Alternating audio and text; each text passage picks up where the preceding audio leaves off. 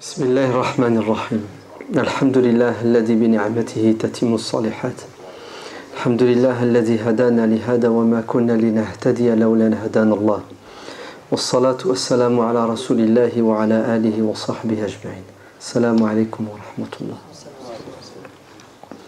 L'imam al-Ghazali radiyallahu anhu, ou plutôt al-Ghazali, grand penseur rénovateur qui est décédé en l'année 1111 de l'ère chrétienne, l'année 505 de l'Hégire,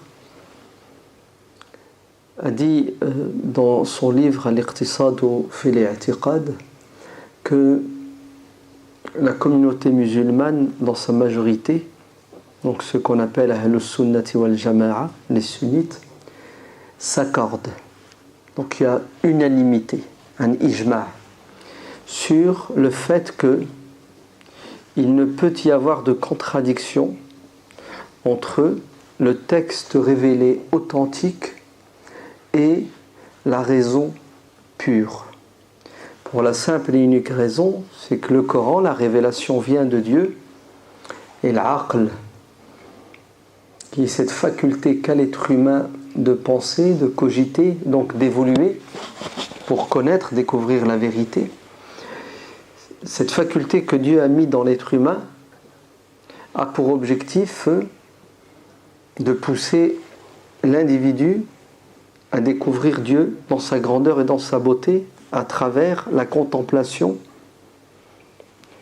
à travers l'étude, la découverte des beautés parsemées dans l'univers. Et Allah a créé l'univers, l'infiniment grand, l'infiniment petit. Pourquoi ? Pour que le musulman découvre Dieu. Chaque signe est la preuve de l'existence de Dieu. Et les signes sont par milliards dans cet univers, parsemés, éparpillés. Alors, il n'y a point de contradiction entre l'effort que doit faire le musulman pour comprendre, pour connaître, et la révélation qui a pour objectif de nous aider à comprendre et à connaître. Allah nous a créés, il nous connaît. C'est pour cela il nous a demandé de croire en lui et en d'autres choses. Et toutes ces croyances ne peuvent pas entrer en conflit avec la raison. C'est-à-dire, Dieu ne peut pas nous demander de croire en quelque chose qui est contraire à la raison. Cependant, nous croyons en beaucoup de choses qui dépassent la raison. Et ce n'est pas parce que je ne comprends pas, ce n'est pas parce que je n'ai pas compris que la chose est fausse ou n'existe pas. C'est une question d'évolution. Et si je n'ai pas compris sur Terre, je comprendrai dans l'au-delà.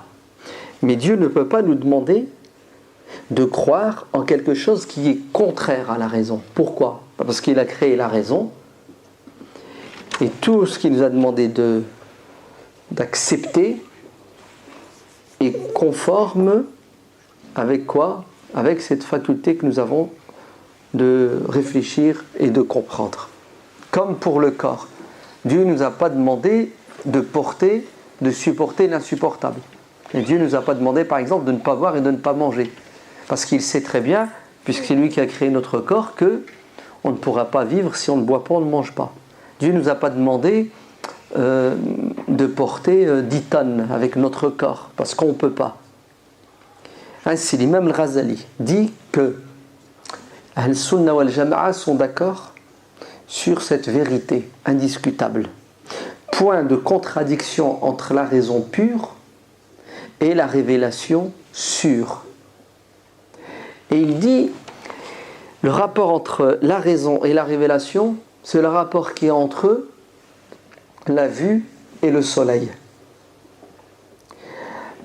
Si tu es aveugle, le soleil ne te sert à rien. N'est-ce pas ? Si tu es voyant et il n'y a pas de lumière, tes yeux ne te servent à rien. N'est-ce pas ? Ainsi, le soleil et la vue sont deux choses indispensables pour voir, pour s'en sortir. La révélation et la raison sont indispensables, elles doivent se marier, elles doivent cohabiter, elles doivent vivre ensemble pour pouvoir permettre à l'être humain, aux croyants, d'être équilibré, de pouvoir vivre sa religion de manière sereine. Car vous êtes bien d'accord que tu ne peux pas croire de manière profonde si tu n'es pas convaincu. On a besoin de quoi? On a besoin d'être convaincu pour pouvoir avancer. Le doute, c'est une maladie, il faut la combattre. Qu'est-ce qui nous permet d'atteindre le degré de la conviction? C'est la réflexion. C'est pour ça, lisez le Coran avec intelligence et vous allez découvrir que les versets qui parlent des lois, l'ahkam, sont très peu nombreux dans le Coran. Ils sont à peu près 200. C'est les versets qui imposent des limites. Halal, haram, obligatoire, interdit. Il y a à peine 200 et quelques versets. Et sur ces 200 versets, vous en avez à peine une dizaine, 9 exactement, qui parlent des peines capitales. C'est des punitions qui incombent à celui qui outrepasse, qui dépasse les limites. Et le reste des versets, les 6236 versets, on va enlever 200 versets plus 9, et les 6000 autres versets, ils parlent de quoi à votre avis? Vous avez vu la proportion, subhanallah, hein? Ils parlent de la croyance, hein? Ce sont des versets qui nous invitent à la réflexion, à la contemplation, des versets qui parlent de l'histoire, pour tirer des leçons de ce qui est arrivé aux autres, des dialogues qui ont pour objectif de distinguer la vérité du mensonge. Vous avez vu ce que le Coran nous enseigne? C'est le livre de l'intelligence, de la réflexion par excellence. La preuve, le premier verset, c'est quoi? C'est Iqra, n'est-ce pas? Seigneur, augmente mon savoir. C'est un hymne, le Coran, à la science, au savoir, à la contemplation. Plus de 1000 versets incitent de manière claire et nette et précise à quoi? À la pensée, à la réflexion. 49 fois dans le Coran, Dieu nous dit afala ta'qilun, afa ya'qilun. Le terme raison est utilisé 49 fois sous toutes ses formes. Pourquoi, à votre avis? Vous savez pourquoi? Parce que l'aql, la raison, c'est l'outil sans lequel tu ne peux pas connaître Dieu. Eh oui, la preuve. Est-ce que Dieu interpelle le fou? Est-ce que Dieu parle à celui qui est fou? Non. Est-ce que Dieu interpelle l'animal? Non. Vous savez très bien que l'être humain n'est pas responsable tant qu'il n'a pas atteint l'âge de la maturité et la puberté. De même que celui qui est âgé, qui atteint l'âge de la sénilité, il est grabataire, il n'est plus capable de penser, il est vieux, il perd ses moyens intellectuels. Est-ce qu'il est responsable? Il n'est pas responsable. Pourquoi? Parce qu'il n'a plus l'aql. C'est pour cela, celui qui a bu et qui a perdu la raison, eh oui, certes il commet un péché, mais pendant la période où il a perdu la raison, bon, c'est une question de fait, est-ce qu'il est responsable, etc. Mais en tout cas, on est sûr et certain que celui qui n'a pas sa raison n'est pas responsable. Quand tu dors, tu n'as pas fait ta prière, tu as commis un péché? Non. Pourquoi? Parce que tu n'étais pas éveillé. Donc la raison est au centre. C'est elle qui nous permet de croire et de comprendre ce que Dieu attend de nous, ce qu'il nous demande de faire.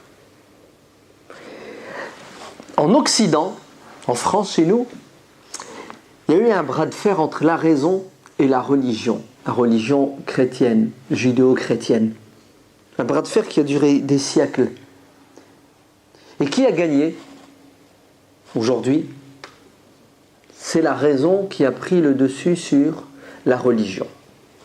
Le siècle des Lumières, la Révolution française, c'est une révolution contre la religion.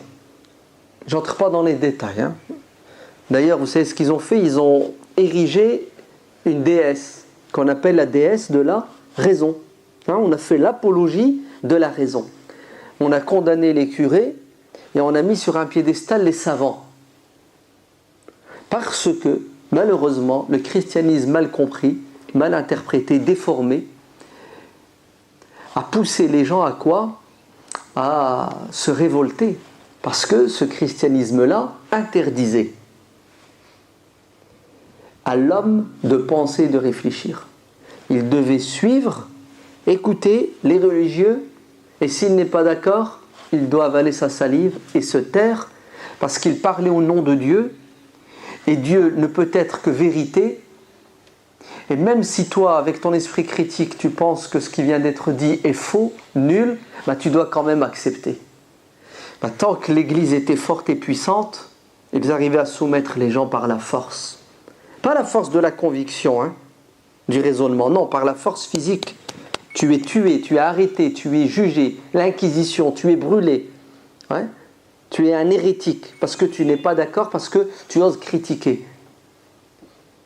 La raison a pris le dessus sur cette révélation qui contredit le bon sens. Les musulmans n'ont pas connu ce problème, globalement. Attention, on va être précis. Il y a eu des moments dans l'histoire de la civilisation musulmane où la raison a été malmenée par certains religieux. Il y a eu des incompréhensions, disons.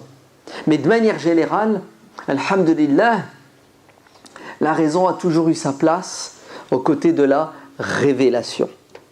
Pourquoi? Parce que Dieu dit dans le Coran, innama yakhshallaha min ibadihi al-ulama. Ceux qui sont le plus enclins à craindre Dieu parmi les êtres humains, ce sont les savants.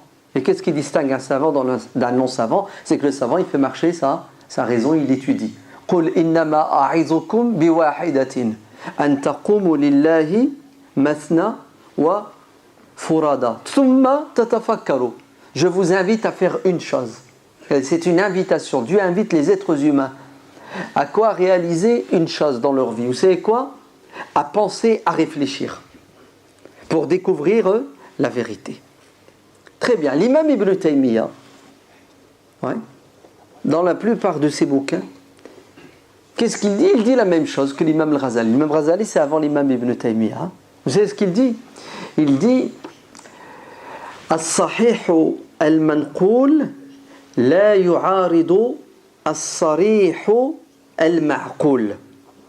C'est-à-dire le texte véridique, pas apocryphe. Il y a deux types de textes en islam. Vous avez le Coran. On est sûr que le Coran, c'est la parole de Dieu. Et on est sûr que le Coran a été transmis de manière sûre et certaine. Ok? Très bien. Les hadiths, c'est pas la même chose. Nous avons une sunna sûre, certaine, véridique, elle a été transmise. Nous avons deux types de hadiths. Hadith mutawatir, hadith ahad. Hadiths qui ont été transmis comme le Coran par un grand nombre de compagnons et ainsi de suite, de génération en génération. Et ces hadiths sont minoritaires. Et nous avons une majorité de hadiths transmis par un compagnon ou deux et ainsi de suite. On l'appelle hadith al-ahad. De manière générale, écoutez bien, nous avons un corpus de hadiths qui nous a été transmis et on est presque sûr à 100% que ces hadiths ont été prononcés par le prophète alayhi salam. Est-ce qu'ils ont été transmis à la lettre? Pas tous, certains à la lettre, d'autres c'est ce que les compagnons ont compris. C'est le sens qui a été transmis. Très bien. Et puis nous avons des hadiths qui sont faux. Des erreurs. Des hadiths inventés, créés de toutes pièces. Ces hadiths-là, on les a mis de côté. Il y a eu ce qu'on appelle un travail de tamisage. On a sélectionné. Très bien. On a le Coran, transmis de manière sûre et certaine. Les hadiths, on a sélectionné les bons, les vrais des faux.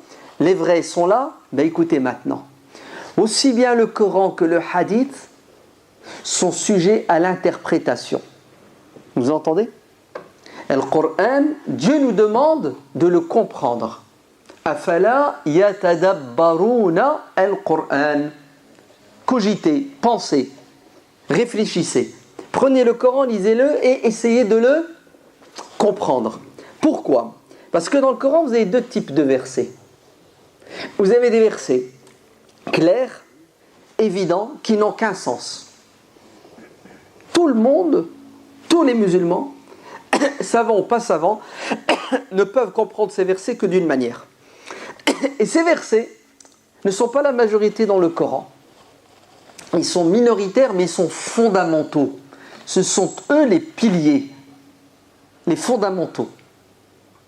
Ce sont eux qui permettent à la communauté de rester dans le droit chemin, des garde-fous, des limites. Et vous avez les autres versets qui sont majoritaires, qui eux sont sujets à l'interprétation. Puisque Dieu nous demande, allez, puisque Dieu nous a donné la raison, et il nous a dit de penser, de réfléchir, shukran.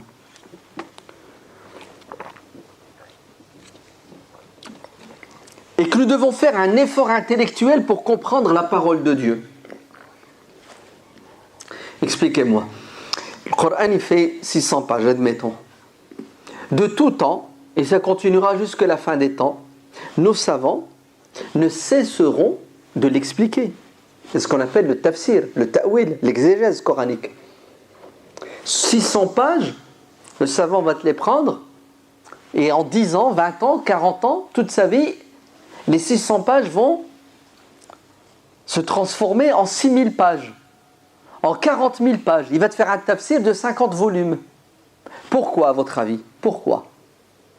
Parce que le Coran, n'est-ce pas? Vous avez dedans deux types de versets. Des versets qui n'ont qu'une interprétation, et la majorité des versets, il est demandé à l'homme, il faut avoir les outils, n'est-ce pas, de faire un effort intellectuel, donc la raison, pour comprendre. Pourquoi Dieu n'a pas révélé 6236 versets qui n'ont qu'un sens? Pourquoi? Pourquoi est-ce que l'être humain doit faire un effort de tout temps? Vous savez pourquoi? Pour que le Coran puisse rester vivant, pour qu'il puisse s'adapter à toutes les époques, à tous les temps. Vous allez me dire, comment? Le Coran, il s'adapte? Mais bien entendu qu'il s'adapte. C'est quoi l'adaptation du Coran? Regardez bien. C'est l'humain, il évolue, n'est-ce pas? Il grandit. Puisque l'humain évolue, son approche, sa lecture, son interprétation du Coran va être différente en fonction de l'époque, en fonction du moment, en fonction de la personne. Et c'est ce qui va faire que le Coran sera toujours d'actualité. Ouais. C'est ça la force et la grandeur de l'islam. L'islam est une religion qui est toujours d'actualité parce que la part de l'homme dans le divin est importante. C'est-à-dire l'homme, avec sa raison, il intervient dans le divin, la révélation, pour la comprendre, pour qu'il puisse vivre sa religion à un moment donné, à un endroit donné, dans des circonstances données, pour qu'il puisse réaliser le projet de Dieu. C'est quoi le projet de Dieu? Allah, il nous a envoyé des prophètes. Pourquoi est-ce que Dieu nous a envoyé le Coran? Pourquoi? Vous savez pourquoi? Pour que l'être humain sur terre puisse réaliser le bonheur. Afin qu'une fois dans l'au-delà, il connaisse le bonheur. C'est-à-dire, le but de la religion, c'est de nous permettre sur terre de faire le bien, de profiter des belles choses que Dieu a mises sur terre, de nous éloigner du mal et de ne pas souffrir. Ouais. Tout le dîn tourne autour de l'intérêt de l'homme, le bien-être de l'homme, le bonheur de l'homme. Oui. Si Dieu nous a interdit des choses, c'est parce que c'est pas bon pour nous. Si Dieu nous demande de faire des choses, c'est parce que c'est bon pour nous.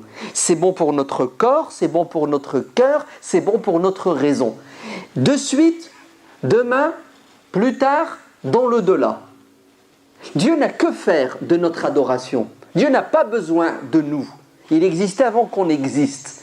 Nous sommes l'expression de sa miséricorde. Parce que Allah est bon et généreux. Il nous a donné la vie, l'âme. L'âme ne meurt pas, elle est éternelle. Ainsi, puisqu'il est bon, il est généreux, il nous a donné l'âme, il nous a donné en même temps le mode d'emploi.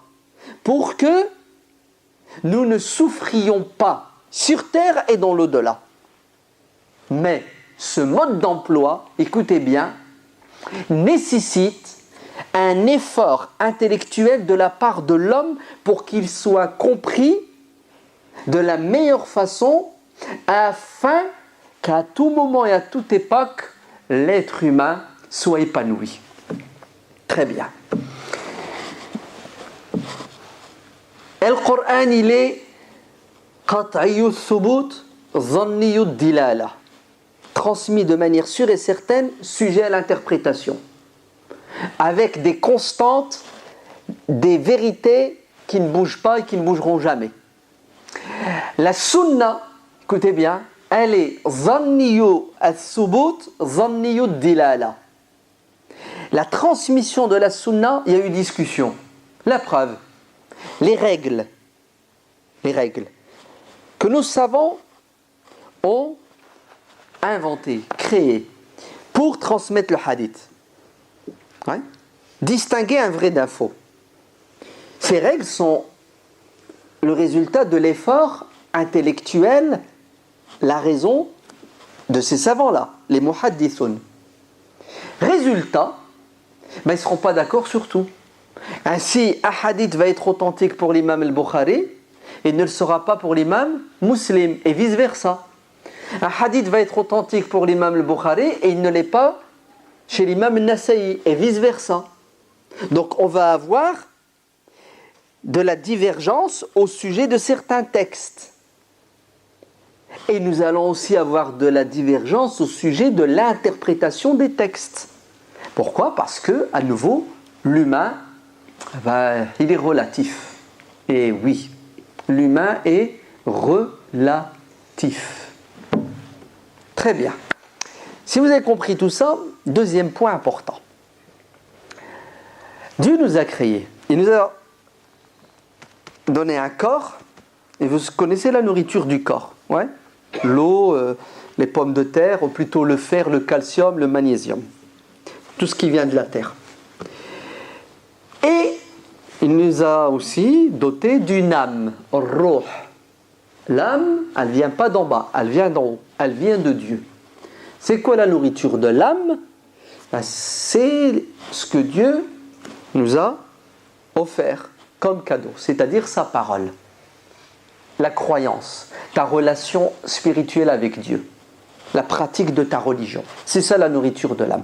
Ala bi dhikrillahi tatma'innul qulub.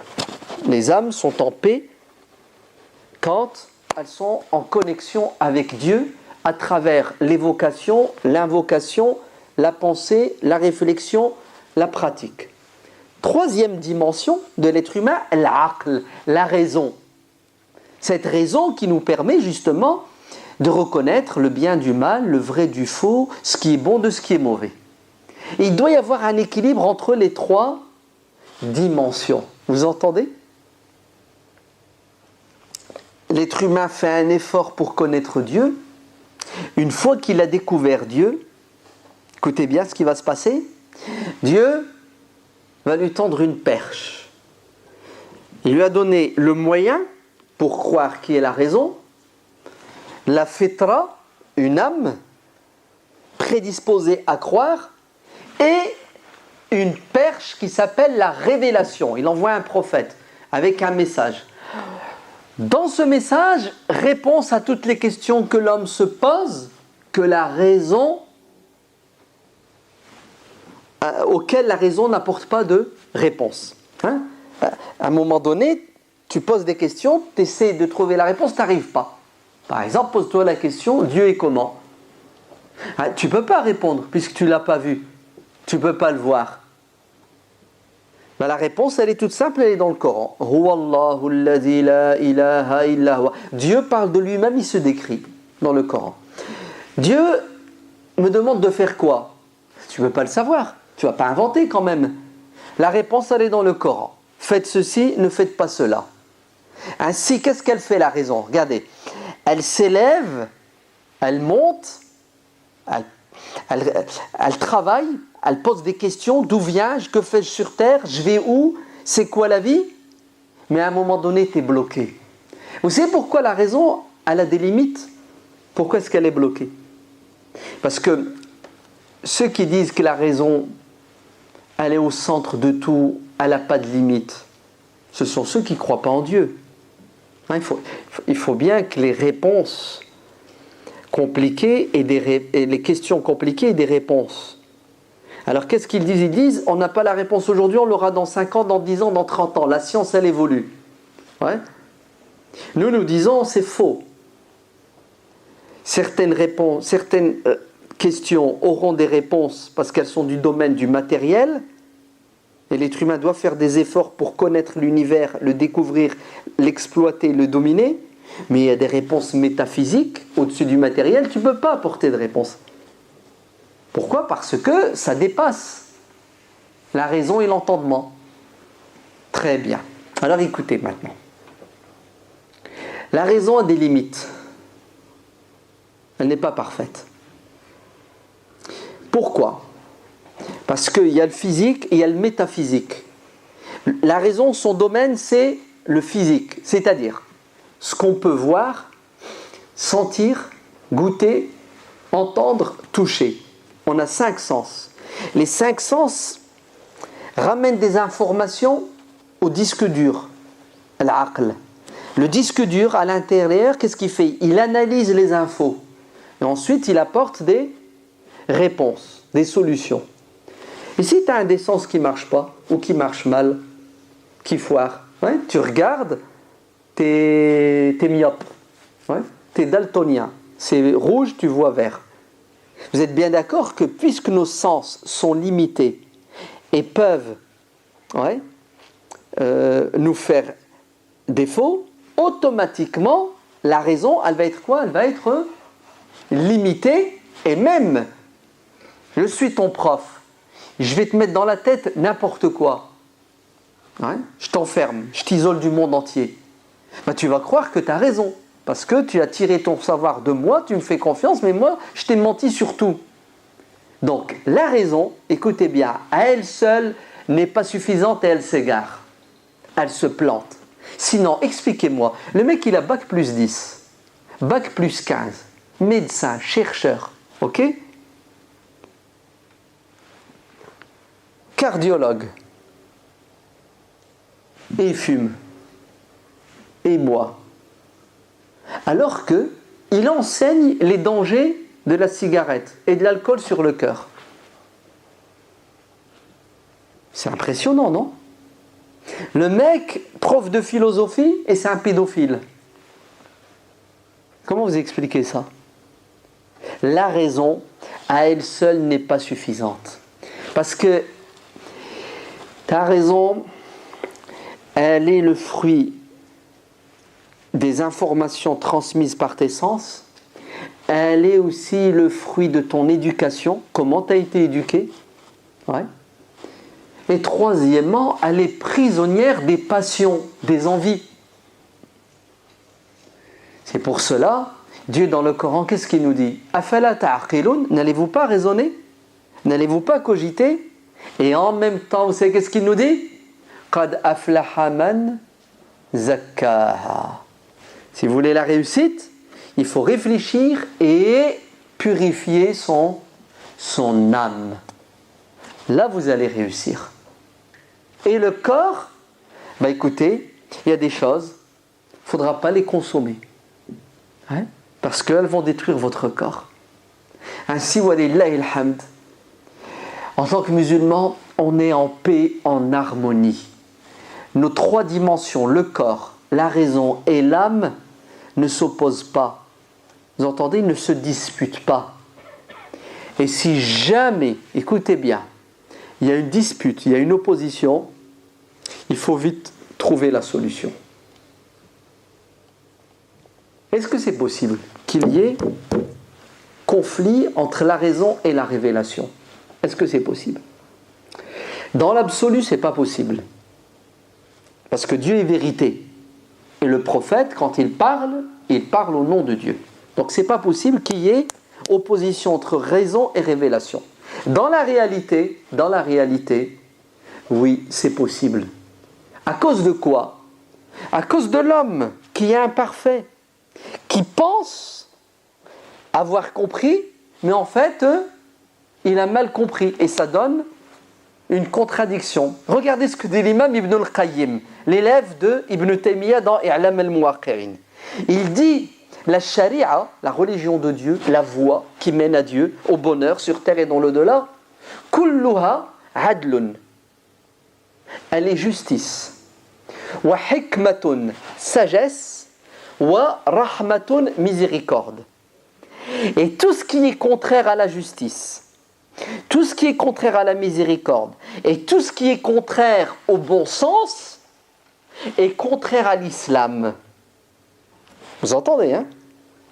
Même si certains prétendent que cela est la parole de Dieu et de son prophète. Mais même si certains savants, certains imams vous disent que Dieu a dit, le prophète a dit, l'islam dit, mais ce qu'ils sont en train de dire, c'est contraire à la justice, à la sagesse et au bon sens, ben sachez que le problème n'est pas dans Dieu, son prophète. Le problème est chez la personne qui parle au nom de Dieu, qui s'est plantée, qui a mal compris ou qui s'est basé sur un texte qui est faux. Par exemple, un hadith. Ouais. Le mec qui te cite un hadith et te dit le prophète alayhi salam a dit. Et en fait, le prophète ne l'a jamais dit. Par exemple, imaginez-vous, je vous dis maintenant, le prophète sallallahu alayhi wa sallam a dit demandez conseil à vos femmes et faites le contraire de ce qu'elles vous diront. Qu'est-ce que vous en pensez de ce hadith?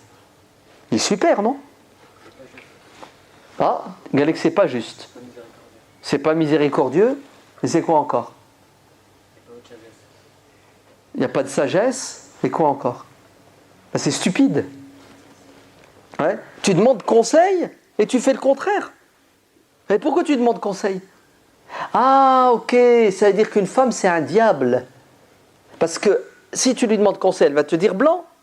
Et comme une femme par nature c'est mauvais, donc tu fais le noir. Ah ben bravo. C'est grave quand même. Tu viens d'insulter qui?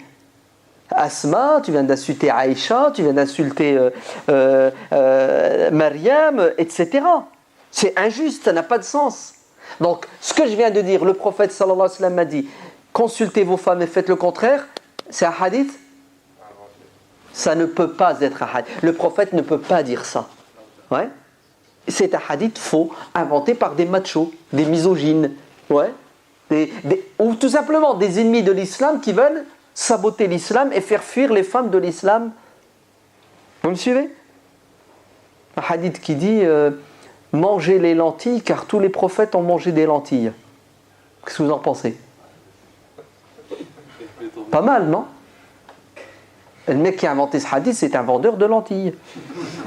Business is business. Bien sûr. Et vous, ça vous fait rire. Ouais? Pourquoi? Parce que, attends, manger des lentilles.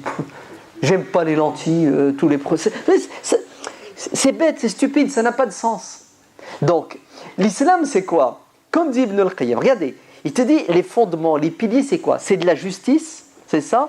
C'est du bon sens, et c'est quoi? C'est de la miséricorde. Le reste, tout ce qui est contraire, c'est contraire à l'islam.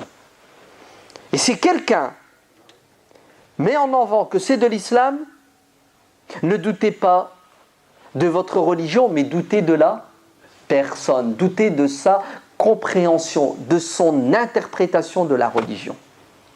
Ok? Très bien. Certains disent que ah non, on n'est pas d'accord avec tout ce que tu dis. La religion, l'islam, c'est Dieu a dit, le prophète a dit. Tu dois écouter, tu dois suivre, tu dois obéir, tu ne dois pas chercher à comprendre. Tu dois te soumettre sans discuter. C'est ça? Ad-din, qala Allah, qala Rasul. Le din, c'est Dieu a dit, le prophète a dit. Le din, c'est al-ittiba' wa laysa al-ibtida'. C'est tu suis et tu n'innoves pas, tu n'inventes pas. وما كان لمؤمن ولا مؤمنة إذا قضى الله ورسوله أمرا أن يكون لهم الخيرة من. Vous vous rendez compte? Il n'est pas permis à un croyant ni à une croyante, lorsque Dieu et le prophète décident d'une chose, qu'ils se révoltent et qu'ils suivent leur passion. Donc, La religion, c'est quoi? C'est tu dis Amen et tu la boucles. Ouais. C'est ça? Oui.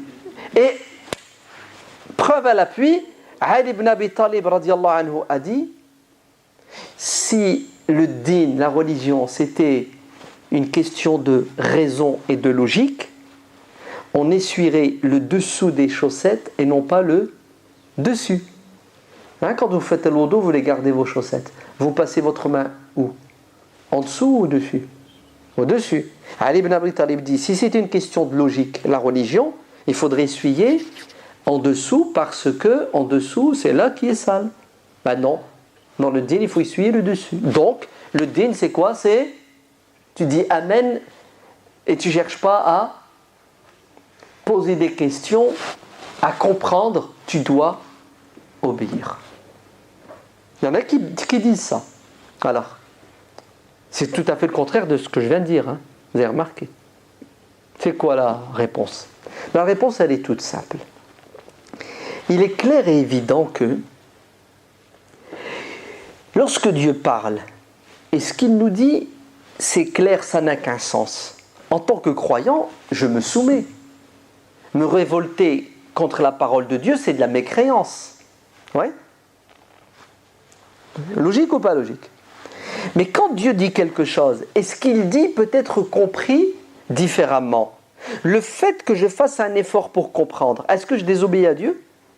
Mais c'est Dieu lui-même qui me dit, dans plusieurs versets du Coran, cherchez à comprendre le sens.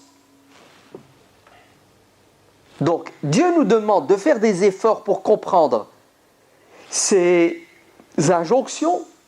Ouais. Et toi, tu me dis, je dois dire Amen, comme si le Coran n'avait qu'un sens. Ça, c'est une ignorance, mais alors là, totale, de la vérité coranique. Le Coran est sujet à l'interprétation. On doit faire des efforts pour le comprendre. Et le fait que je cherche à comprendre, ça ne veut pas dire que je suis contre Dieu. Mais j'essaie de comprendre ce que Dieu attend de moi. Et vous savez ce qui va se passer une fois qu'on va faire cet effort pour comprendre? Bah toi tu vas comprendre comme ça, moi je vais comprendre autrement. Quand je dis toi et moi, c'est pas toi et moi, c'est les savants. Ok? Bah vous allez avoir des écoles, vous allez avoir des avis différents, des opinions différentes.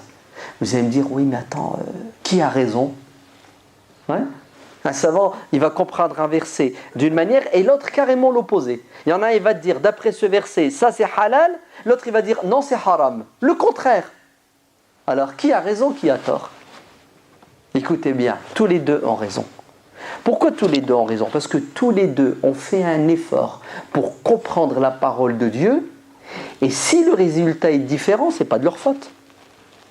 Eh oui, car si Dieu avait voulu que l'on comprenne sa parole d'une seule manière, il l'aurait révélée de manière à ce qu'elle ne soit comprise que d'une manière. Le fait qu'il y ait possibilité d'interpréter, ça implique obligatoirement de la divergence. Et la divergence n'est pas un malheur en soi, au contraire, c'est une aubaine, c'est un bonheur, car Dieu l'a voulu. Et même chose pour le hadith. Adi ibn Hatim, on est en plein ramadan. Vous savez ce qu'il fait? Il prend une ficelle, une corde blanche et une corde noire. Ouais. Il la met en dessous de son oreiller, puis il se réveille. Puis il les prend, puis il les met comme ça pour regarder. Ouais. Ils n'avaient pas de montre à l'époque. Hein. Donc qu'est-ce qu'il utilisait? Il utilisait le fil blanc et le fil noir. Pourquoi? Parce que Dieu dans le Coran il dit Hatta yatabayyana lakumul khaytul abyadu minal khaytil aswadi minal fajr. Buvez, mangez jusqu'à quand? Jusqu'à ce que le fil blanc se distingue du fil noir.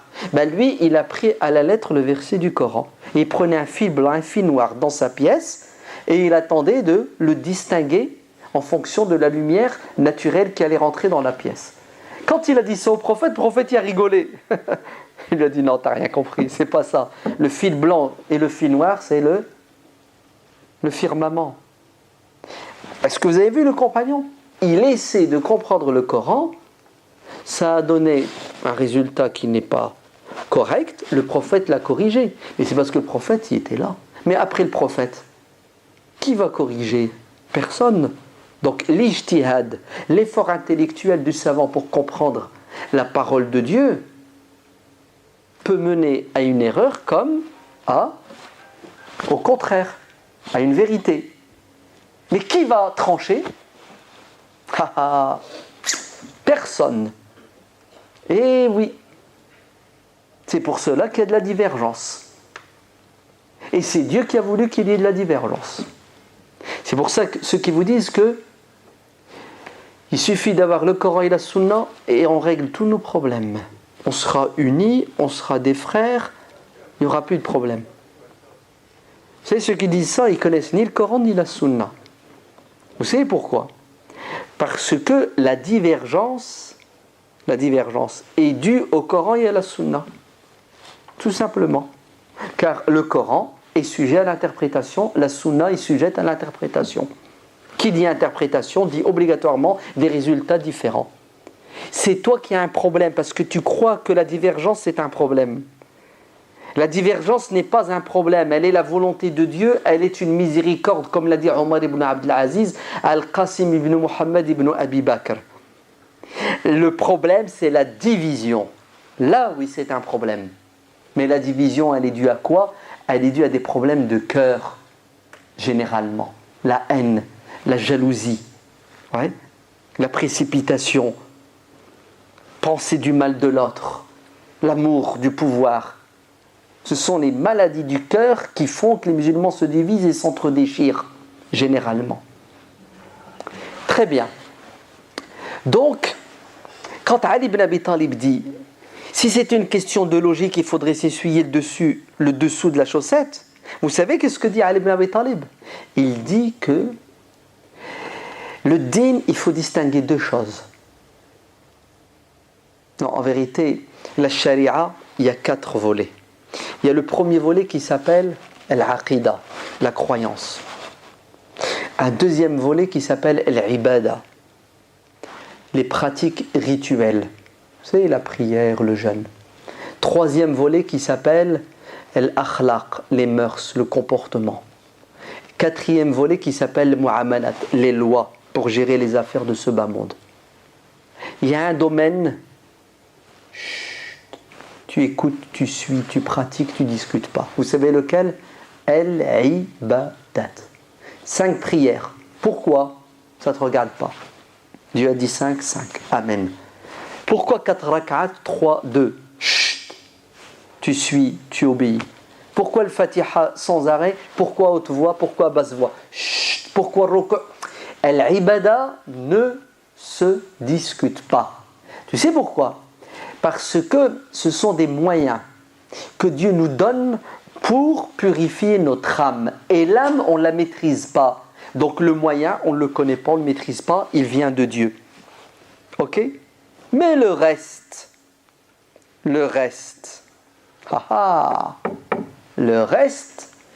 l'être humain doit chercher à comprendre, à mettre en pratique pour atteindre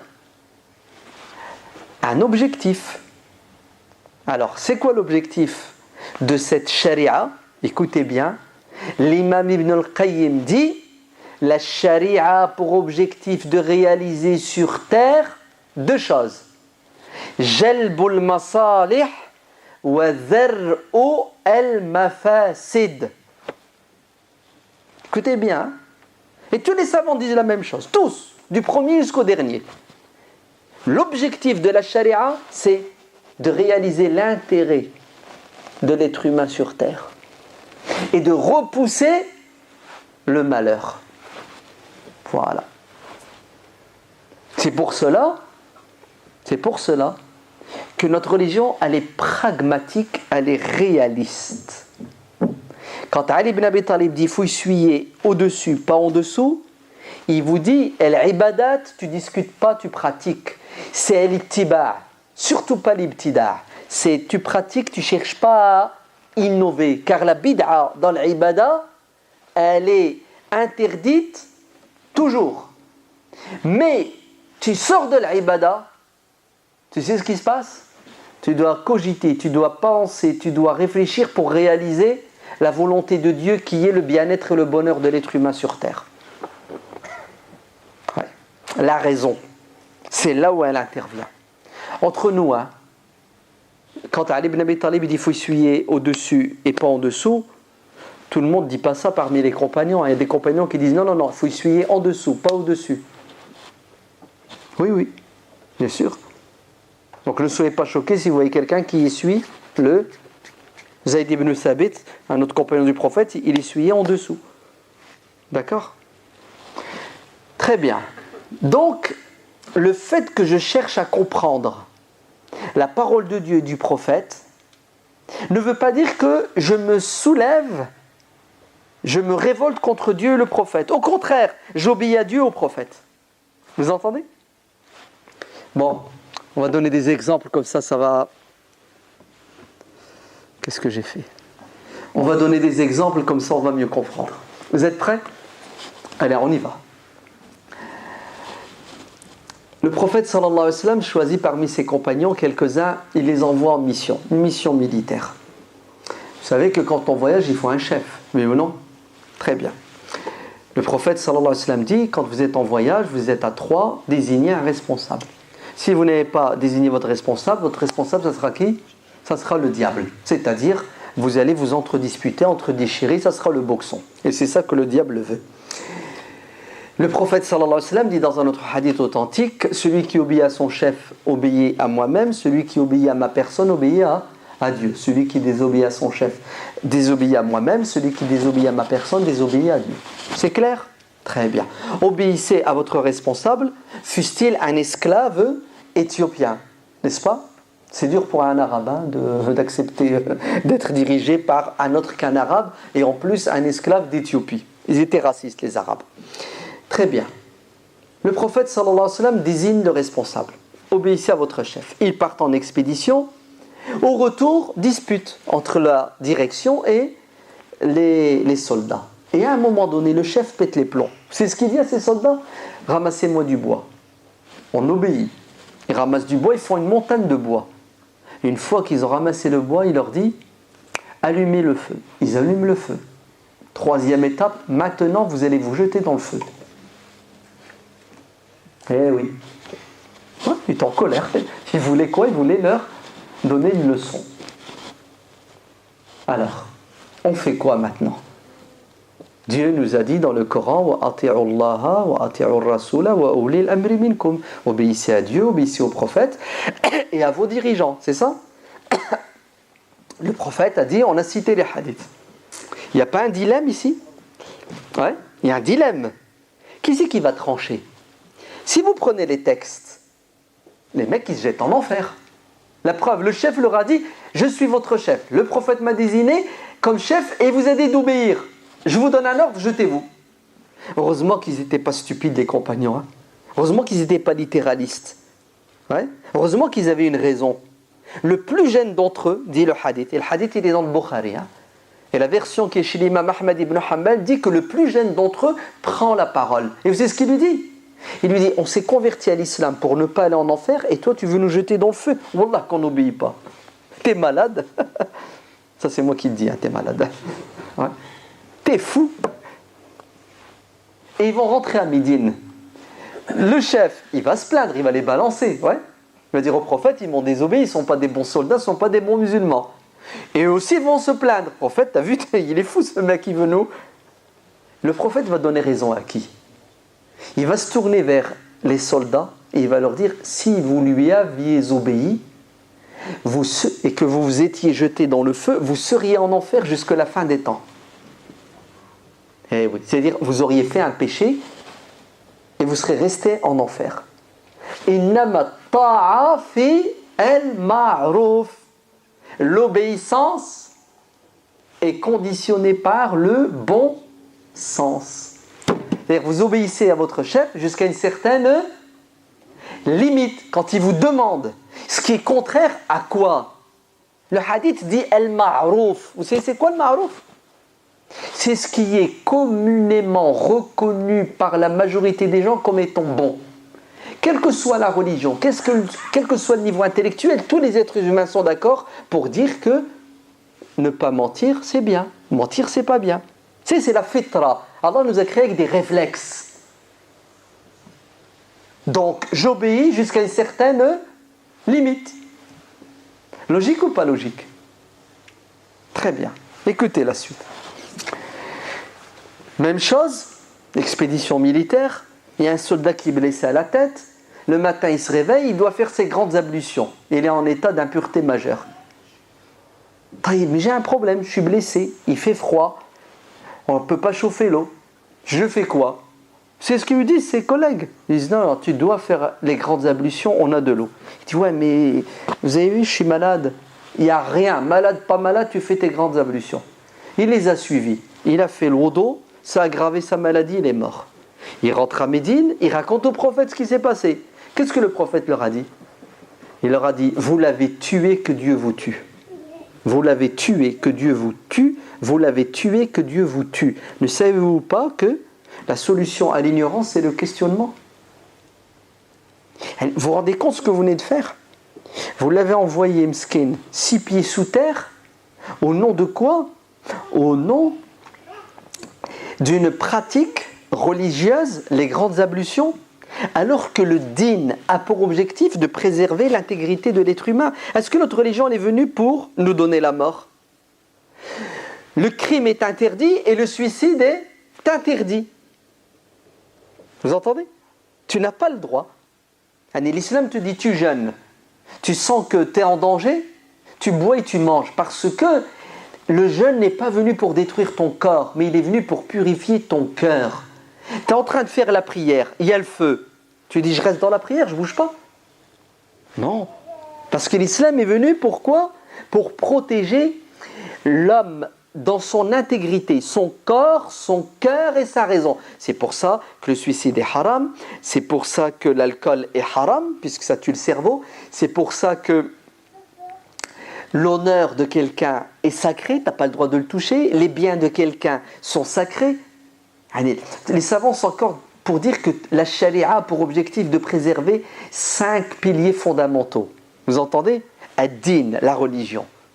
Ouais. Wa an-nafs, la vie. Al-mal, l'argent.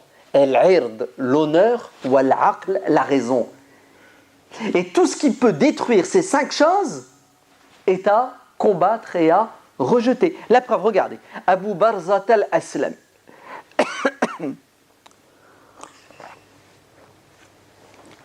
Le hadith, il est dans le sahih de l'imam al-Bukhari.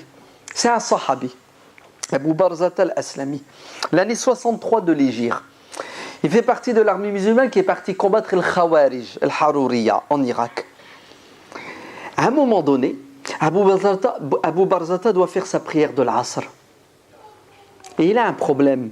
Il a son cheval avec lui et dans un périmètre dans lequel il n'y a pas possibilité d'attacher son cheval. Alors vous savez ce qu'il fait? Il fait la prière tout en tenant le cheval par les rênes. Un cheval, il ne fait pas la prière, lui. Il fait quoi? Il bouge dans tous les sens. Abu Barzata fait la prière en bougeant dans tous les sens avec son cheval. Un coup, il le tire à droite, un coup, il le tire à gauche, un coup, il le tire devant. Et Abu Barzata, il ne lâche pas son cheval, il fait la prière. Et il y a des gens qui le regardent et qui l'observent. El-Haruriya. Et il commence à parler. Il va dire, mais il est fou celui-là. Qu'est-ce qu'il est en train de faire? Mais c'est quoi cette prière? Elle est où la concentration? Une fois qu'il a fini sa prière, Abu Barzata va vers les Khawarij qui étaient en train de se moquer de lui. Et vous savez ce qu'il leur dit? Il leur dit, je vous ai entendu. Je ne suis pas sourd, hein? Ok? Est-ce que vous savez qui je suis? Je vais vous dire qui je suis. Je suis Abu Barzat al-Aslami, compagnon du prophète sallallahu alayhi wa sallam. J'ai participé auprès du prophète à 8 batailles. Wallah, le prophète n'était pas comme vous. Il était souple. Vous voulez que je fasse quoi? Si je lâche mon cheval, il va se barrer. Je fais comment pour rentrer chez moi? Ma femme et mes enfants, les pauvres. Regardez l'intelligence d'Abu Barzata. Vous avez vu la logique et le raisonnement? Il a su faire l'équilibre entre une obligation qui est la prière et préserver un intérêt qui est son cheval, qui est sa famille. C'est comme ça que les compagnons ont compris. Les compagnons n'ont pas compris le dîn comme étant un handicap et contraire à l'intérêt. Hayram ibn Milhan, radiyallahu anhu, il sort de chez lui, il passe à la mosquée pour faire la prière de Subh. Mu'adh ibn Jabal dirige la prière. Mu'adh ibn Jabal, il n'y a rien à faire, il y a le temps. La prière dure longtemps de Subh. Hayram, il y a un problème. Il a rendez-vous à 8h, il doit aller bosser lui. Vous savez ce qu'il a fait? Il est sorti de la prière. Il s'est mis dans un coin, il a fait son Subh à son allure, en fonction de ses impératifs. Il bosse, il y a un travail. Il sort de la mosquée, il prend son chameau, il va dans son verger. Il faut donner à boire au palmier avant que le soleil ne se lève. C'est pour ça qu'il était pressé. Quand il a fini son travail, il va à la mosquée pour déposer une plainte. Contre qui?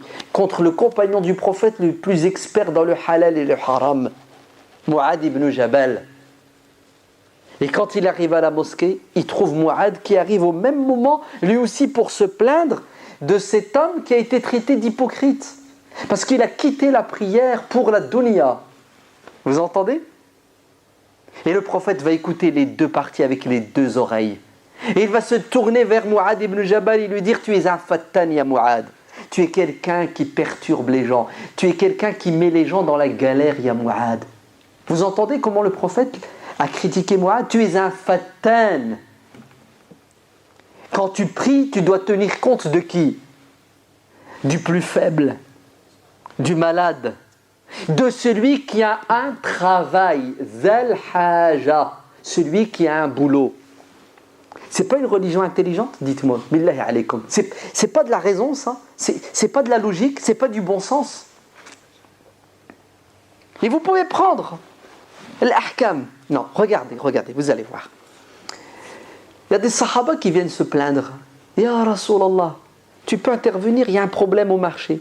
Les prix sont trop élevés, les denrées alimentaires. Tu sais, les commerçants, ils ont doublé, triplé les prix.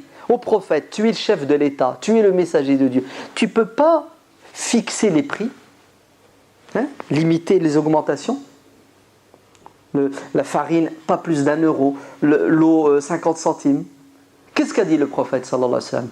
Il a dit: n'en déplaise à Dieu, je ne veux pas ressusciter le jour de la résurrection avec une injustice. Dieu, c'est celui qui donne et celui qui reprend. Je ne touche pas au prix. Liberté totale du commerce. C'est clair? Hadith sahih. Ben regardez maintenant.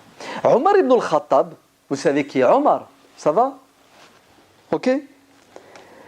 Omar ibn al-Khattab, il voit un compagnon qui était en train de vendre des raisins secs. Je lui dis: à quel prix tu vends ces raisins? Si ma mémoire est bonne, je crois que c'était Mu'adh. Je lui dis: à quel prix tu vends les raisins? Il lui dit: on va dire à 2 €. Vous savez ce que lui dit Omar? Il lui dit: 2 €.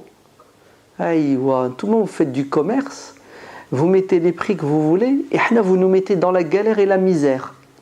Ça ne marche pas comme ça. Tu vas vendre tes raisins à 10 centimes d'euros le kilo. Et Omar va imposer des prix sur certaines denrées alimentaires. Il va fixer, il va mettre un plafond. Allez, vous dites quoi maintenant? Il a fait le contraire de ce que le prophète sallallahu alayhi wa sallam a dit et a fait. Oui ou non? On suit qui? On suit Omar ou le prophète? Le prophète sallallahu alayhi wa sallam a dit dans le hadith de l'Irbad ibn Saraya: suivez ma sunna et la sunna de mes califes bien guidés. Accrochez-vous à leur quoi? À leur sunna, c'est-à-dire leur manière de penser, de pratiquer la religion. C'est ça? On fait quoi? Billahi alaykum. Tous les deux ont raison. On suit le prophète et on suit Omar ibn al-Khattab. Vous savez pourquoi? Parce que quand le prophète a dit: je ne touche pas au prix, le prophète a dit cela en tant que chef d'État, qui a estimé que les produits alimentaires qui étaient chers, la hausse des prix n'était pas due à la malhonnêteté des commerçants, mais c'était dû à des circonstances purement économiques, c'est-à-dire c'est indépendant de leur volonté. Il n'y a pas plus Ils ont investi beaucoup.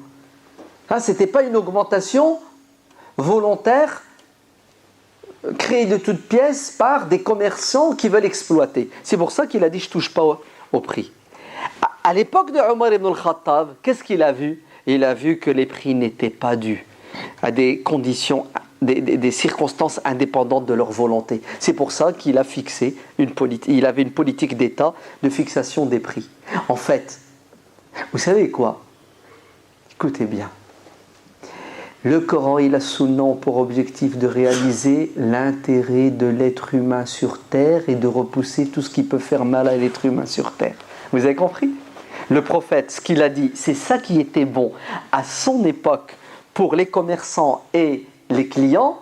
À l'époque de Omar ibn al-Khattab, qui connaît bien le Coran, qui connaît bien la Sunna, il a estimé que c'est le contraire qu'il fallait faire. Et il n'y a pas de contradiction. Il y a de l'intelligence dans la compréhension des textes à la lumière du contexte et des objectifs nobles de la charia.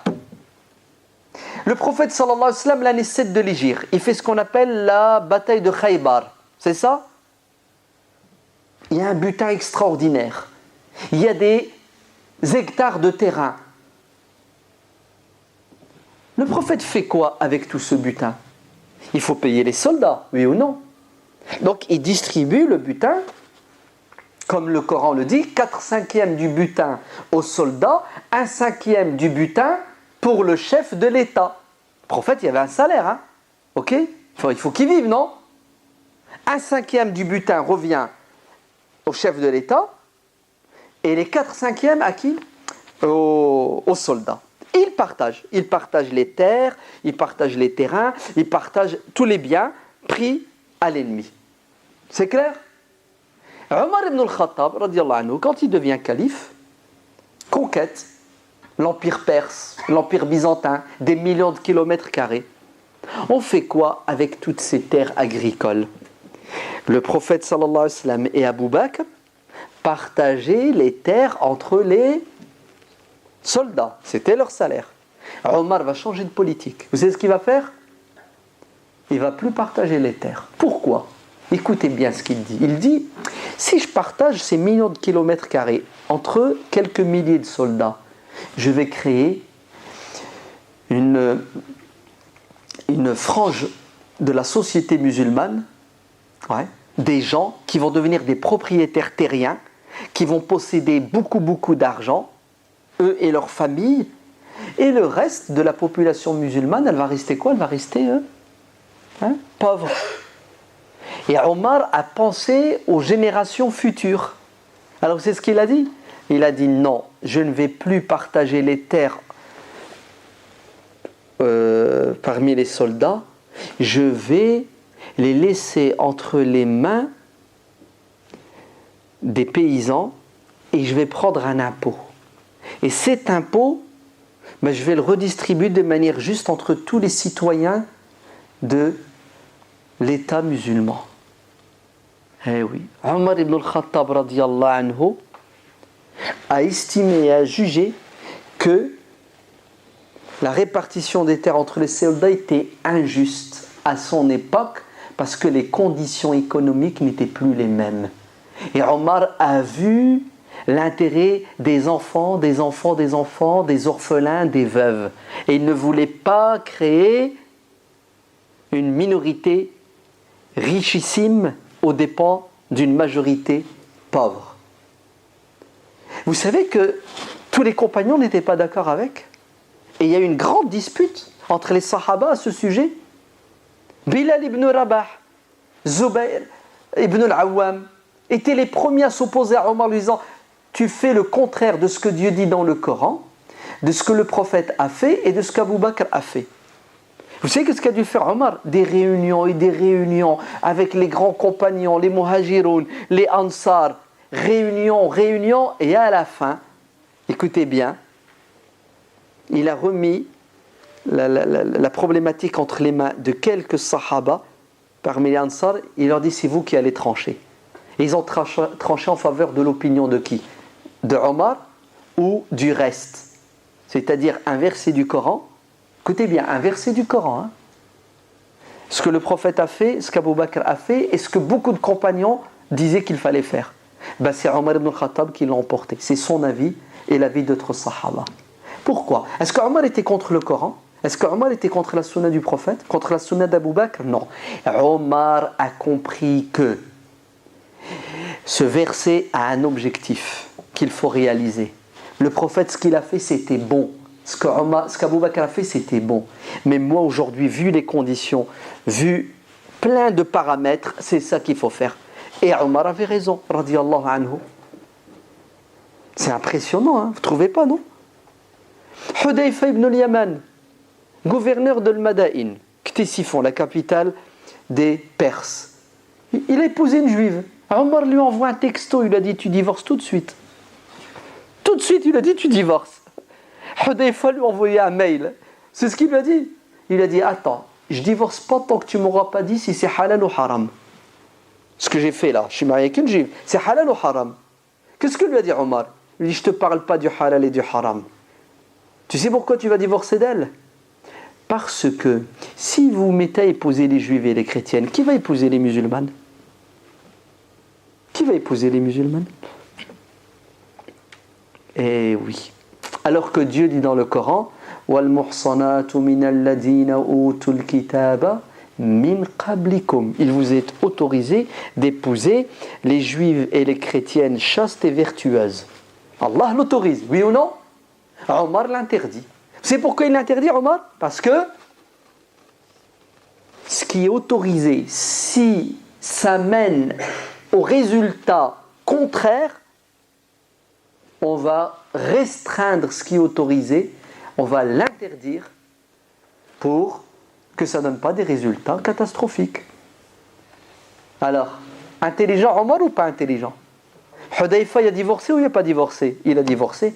Parce que l'opinion de Omar, l'intelligence de Omar, elle est trop forte, trop puissante. Ouais. Vous avez vu le pragmatisme, vous avez vu le réalisme, vous avez vu comment la raison intervient pour comprendre le texte afin qu'on réalise les objectifs du din. Il ne faut en aucun cas que le texte soit un frein, parce que ce n'est pas l'objectif du texte. Vous allez mieux comprendre avec cet exemple, sans doute. Ouais. Ils sont là, les Corans, regardez. Vous avez des Corans, là. Comment on appelle le Coran en arabe? Mushaf. Un ensemble de feuilles qu'on a agrafées, ça donne un livre. Omar ibn al-Khattab interpelle le calife Abu Bakr. C'est ce qu'il lui dit. Il y a Abu Bakr, il y a un gros problème. Les sahaba qui connaissent le Coran par cœur sont en train de tomber martyrs dans les batailles contre les apostats. Hurub Ridda, Musaylim al-Kaddab, Hadiqat al-Maut. 500 sahabis qui connaissaient le Coran sont morts ce jour-là. Sont tombés martyrs, pardon. Omar tire la sonnette d'alarme. Il dit à Abu Bakr, le calife, il faut faire quelque chose. Si ces gens-là meurent, le Coran meurt avec eux. Car le prophète n'a pas laissé de livre. Il a laissé le Coran dans la tête des compagnons et des parchemins, des fragments de Coran parsemés, dispersés chez les compagnons. Mais il n'y avait pas un livre. Qu'est-ce que lui dit Abu Bakr? Il lui dit niet. Non, on ne fait pas de mushaf.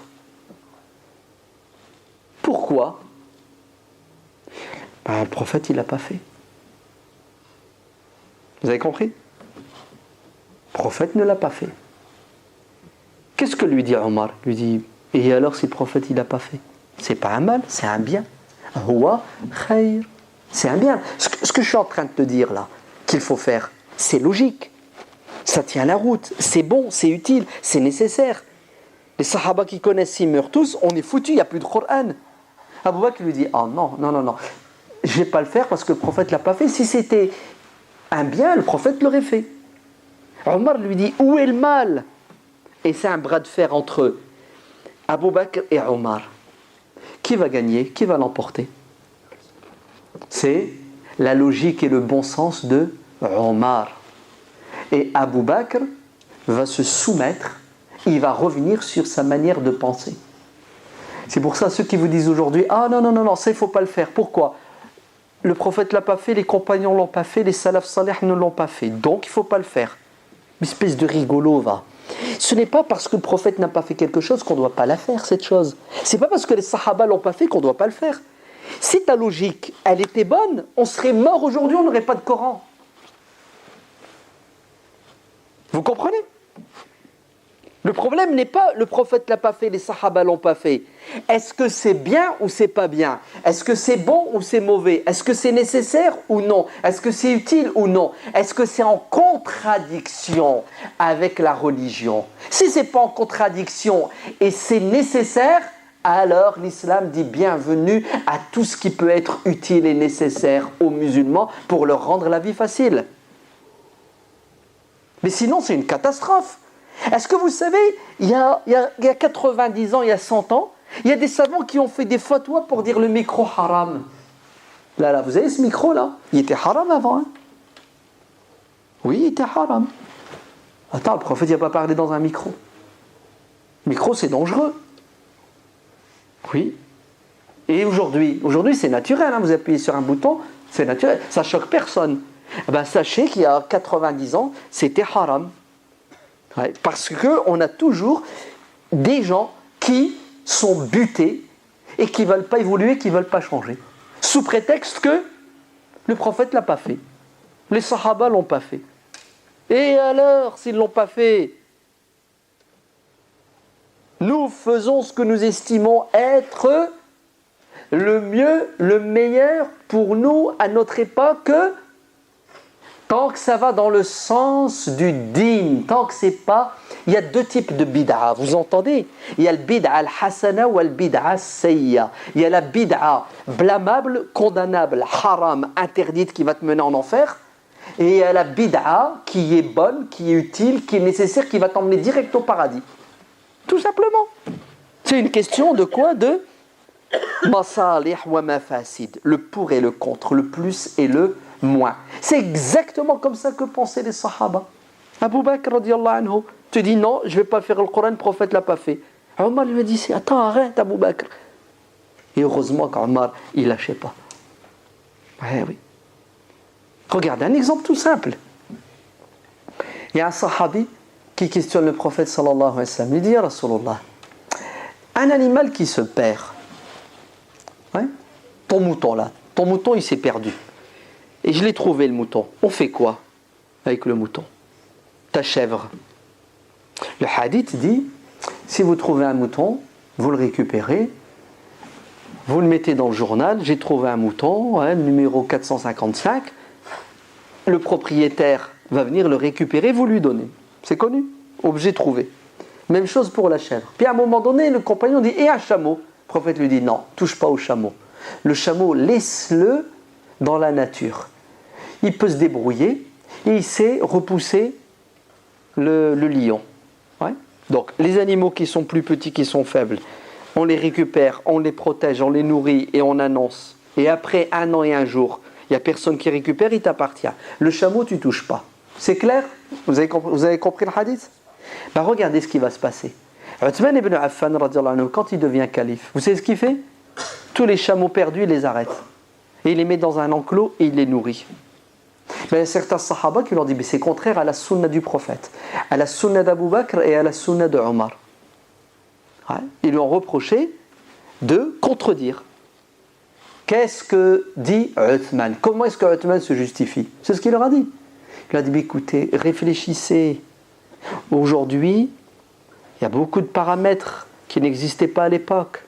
Au temps du prophète d'Abu Bakr et de Omar, les gens ils étaient pieux et honnêtes. Aujourd'hui, on a beaucoup de gens malhonnêtes. Si on laisse les chameaux traîner, ils vont les prendre, ils vont les manger, ils vont les vendre. Ils ne vont pas les garder pendant 1 an et ensuite les rendre. Vous entendez ? Et si on les laisse traîner, c'est pas le lion le danger, c'est la malhonnêteté des gens. Alors, pour l'intérêt général, on récupère ces bêtes égarées, on les préserve, on les protège. Vous avez compris ce que veut dire Uthman ? Ouais. C'est pas la même époque. Il y a des changements. Donc, qu'est-ce qu'on fait ? Allez, on va le dire. On va évoluer. On va s'adapter. Ouais, on va s'adapter. Tu es un mécanicien, je te dépose ma voiture pour la réparer. Boum, il y a un arbre qui tombe sur ton garage, ma voiture elle est écrasée. Yallah, tu fais quoi? Tu me paies ou tu me paies pas? Vous faites quoi? Le hadith du prophète, c'est ce qu'il dit: tu n'es pas responsable, tant pis pour moi, je récupère la ferraille et il me reste mes 2 yeux pour pleurer. C'est clair? Ali ibn Abi Talib, quand il devient calife, tu sais ce qu'il fait? Il change la sunna du prophète, d'Abu Bakr et de Omar. Et tu sais ce qu'il dit? Il dit: l'artisan est responsable de quoi? De la marchandise, de l'objet qui est déposé par l'individu. Je dépose ma voiture, tu dois me la rendre comme je te l'ai déposée, tu la répares, je te paie, tu la répares pas, je la reprends. On a dit: allez, tu fais quoi? Ils ont pas fait ça les autres. Il dit: oui, mais ça a changé. Aujourd'hui, on a beaucoup de gens qui sont malhonnêtes. Tu lui déposes ton chameau, tu sais ce qu'il va faire? Mais il va le vendre et puis il va dire: bon, je l'ai perdu. Vous avez compris comment les Sahaba avaient une capacité d'interprétation et d'adaptation de la religion en fonction du moment, de l'époque, de la société, de la pression, des intérêts, en fonction de plein de paramètres. Et wallah, ils ont cette compréhension de la religion, ils la tirent du prophète sallallahu alayhi wa sallam. Regardez, le prophète arrive à la Mecque. Vous êtes prêts? Il fait la conquête de la Mecque. Ouais. Est-ce que il va distribuer la Mecque? C'est des soldats, ils ont pris la Mecque. Non, ils ne touchent pas à la Mecque. Pourquoi? Parce que la Mecque, c'est le sanctuaire de Dieu. Très bien. À un moment donné, le prophète sallallahu alayhi wa sallam fait un discours, il dit: Mecca, al-Haram al-Makki, le sanctuaire sacré mécois, est sacré. Et il délimite. Je ne sais pas si vous êtes déjà allé à la Mecque, il y a des panneaux. À partir de cette limite, vous entrez dans quoi? Dans Al-Haram al-Makki, le sanctuaire sacré de la Mecque. Vous n'avez plus le droit de faire ce que vous voulez. Vous n'avez pas le droit de chasser. Vous n'avez pas le droit de couper les arbres. C'est ça? Les plantes. Vous n'avez pas le droit de ramasser quelque chose. Ouais. À l'intérieur, il y a des lois. Hein. C'est zone spirituelle protégée, sacrée protégée. C'est clair? Regardez ce que le prophète dit. Écoutez bien. Il dit: vous n'avez pas le droit de pourchasser les animaux, vous n'avez pas le droit de les chasser, vous n'avez pas le droit de tuer, vous n'avez pas le droit de couper les arbres, d'arracher les branches et les feuilles. C'est ça? Et boum, il y a un sahabi qui lève la main, qui s'appelle Al-Abbas ibn Abd al-Muttalib, qui est son oncle. C'est ce qu'il lui dit? Il dit: prophète, s'il te plaît, autorise-nous une plante qui s'appelle Al-Idkhir, parce qu'on en a besoin. Nous les forgerons et les feuilles, nos femmes en ont besoin pour en faire un produit. C'est pour les yeux. Le prophète lui dit: ok, d'accord. Vous voyez, il y a 5 minutes, tout était haram. Le compagnon lève la main, il demande. Le prophète fait une exception. Il dit: ok, j'accorde l'exception. Parce qu'il y a un intérêt. Vous avez vu comment le prophète était? Il n'était pas compliqué, le prophète. Il était d'une logique. Mourith, il se dispute avec sa femme. Il divorce. T'es d'accord? Mourith, il vient pleurer. Il dit au prophète: s'il te plaît, dis à mon ex-femme, Barira, de m'accepter, de ne pas... Ouais. Allez, je veux rester avec elle. C'est qu'est-ce que fait le prophète? Il attrape Barira. Il lui dit: Barira, c'est Mourith qui m'envoie pour intercéder en sa faveur. S'il te plaît, est-ce que tu peux retourner chez lui et être à nouveau son épouse? Ouais. Attends, tu t'imagines, toi, le prophète, il t'attrape et il dit: épouse cette femme, tu fais quoi? Tu l'épouses ou non? Tu l'épouses. Le frère, il fait ça. Il doute. Ouais. Naam. Vous savez qu'est-ce qu'a dit Barira au prophète? C'est ce qu'elle a dit, prophète. Elle dit: prophète, est-ce que c'est un ordre que tu me donnes ou c'est un conseil? Vous avez vu comment elle distingue quand le prophète parle? Il y en a qui disent: ah non, le prophète il a dit. Il y a un miskin, il faut distinguer quand le prophète parle. Est-ce que c'est un ordre? Est-ce que c'est une recommandation? Est-ce que c'est un ordre religieux?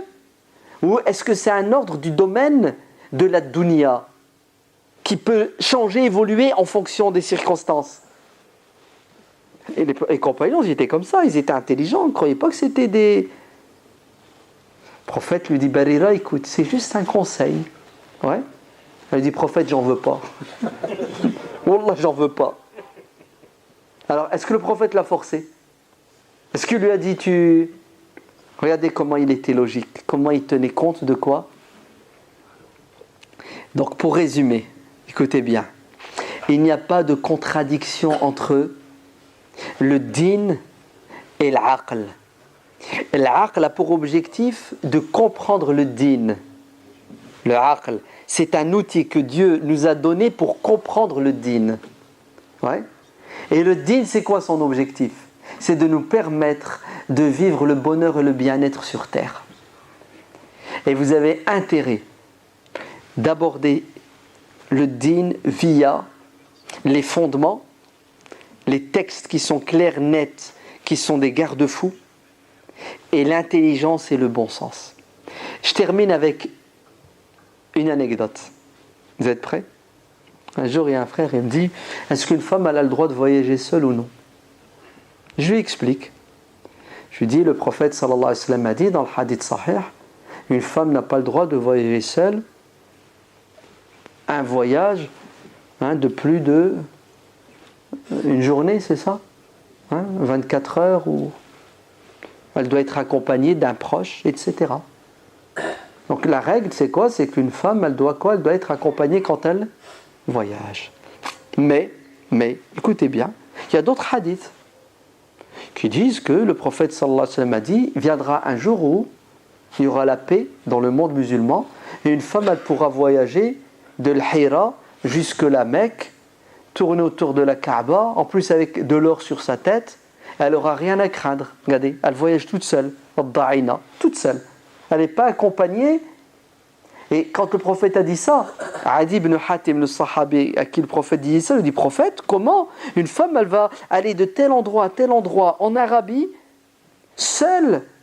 Attends, où sont les brigands de la tribu de Taï? Ils vont la tuer, ils vont la violer. Le prophète a dit, t'inquiète, ce jour-là, l'islam dominera et il y aura la paix et la sécurité. Ça veut dire quoi ça? Ça veut dire que quand le prophète dit une femme n'a pas le droit de voyager seule, ça sous-entend que l'objectif, c'est la protection. Cette femme, si elle voyage seule et ce voyage peut la mettre en danger, alors elle ne doit pas voyager seule, elle doit être accompagnée. Mais si elle voyage seule, elle n'a rien à craindre, pourquoi pas? C'est bon sens, logique.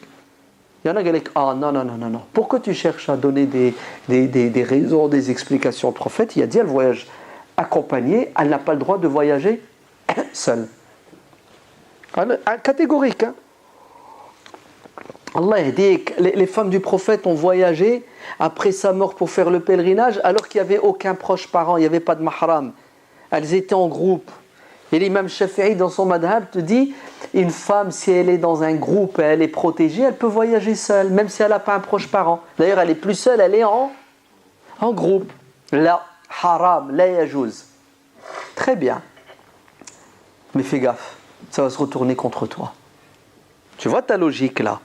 Tu ne veux pas chercher la raison, l'illa, tu ne veux pas chercher le pourquoi du comment. Ça va se retourner contre toi. Mais le problème, c'est que quand ça ne va pas te plaire, qu'est-ce que tu vas faire? Tu vas retourner ta veste, parce que tu es malhonnête et tu n'es pas logique. Le prophète sallallahu alayhi wa sallam a dit dans le hadith rapporté par Al-Bukhari, écoutez bien, un homme qui voyage seul est un shaitan. 2 hommes qui voyagent seuls sont 2 shaitans. 3 hommes qui voyagent ensemble ne sont plus des shayatines. Et ben voilà, vous êtes cuits, chers hommes. Vous n'avez pas le droit de voyager seul, sinon vous êtes accompagné du diable. Vous devez être au minimum pour voyager combien? 3. وَالثَّلَاثَةُ رَكْبٌ. Et c'est pire que la femme. Au moins la femme, elle peut voyager avec son mec, ça suffit. Ils sont 2.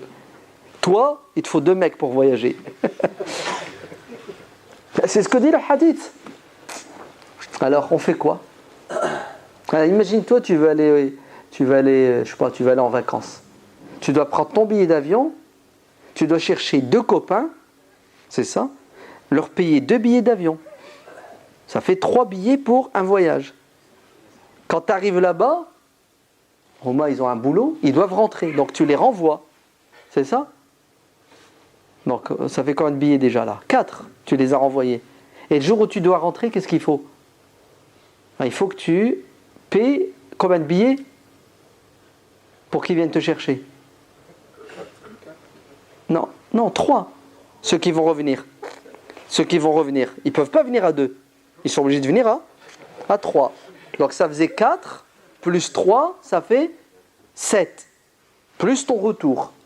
Allez, pour que tu voyages seul, il te faut 7 billets d'avion. Oui ou non? Comment? Achète un avion et t'es tranquille. Ouais, ça te reviendra moins cher. Il se marie là-bas directement. Ou il se marie là. Non, il ne règle pas le problème s'il est marié. Le problème, c'est toi. Toi, là, quand tu vas voyager, tu vas aller faire ton business, tu vas partir à Marseille. Tu ne peux pas partir seul. Il faut que tu prennes 2 mecs avec toi. Il faut que vous soyez à 3 minimum dans la voiture. C'est pour le retour. Il se marie comme ça, il se prend plus la tête, c'est pour le retour. Ben non, il faut qu'il se marie avec 2 femmes en plus. Parce qu'il faut qu'il soit 3 obligatoirement. Vous entendez? Le hadith, il te dit tu es seul, tu es un shaitan, vous êtes à 2, vous êtes 2 shayatines, vous êtes à 3, vous êtes... Ouais. Alors on fait quoi de ce hadith? Vous faites quoi? Billahi alaykum. Vous êtes obligé de dire que quand le prophète dit ça, il veut dire quoi? Il veut dire attention les Arabes. Quand vous voyagez, essayez de voyager en groupe, pas seul parce que c'est dangereux, on est dans le désert.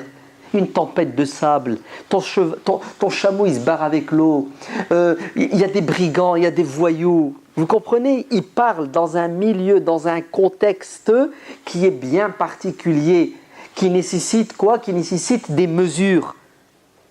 Point final, c'est tout bête, c'est tout simple. Mais regardez, pour l'homme, on trouve des solutions.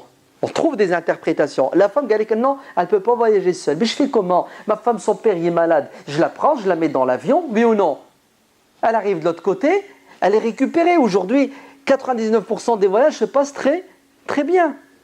Vous avez vu comment il faut aborder la révélation via le chemin de la raison.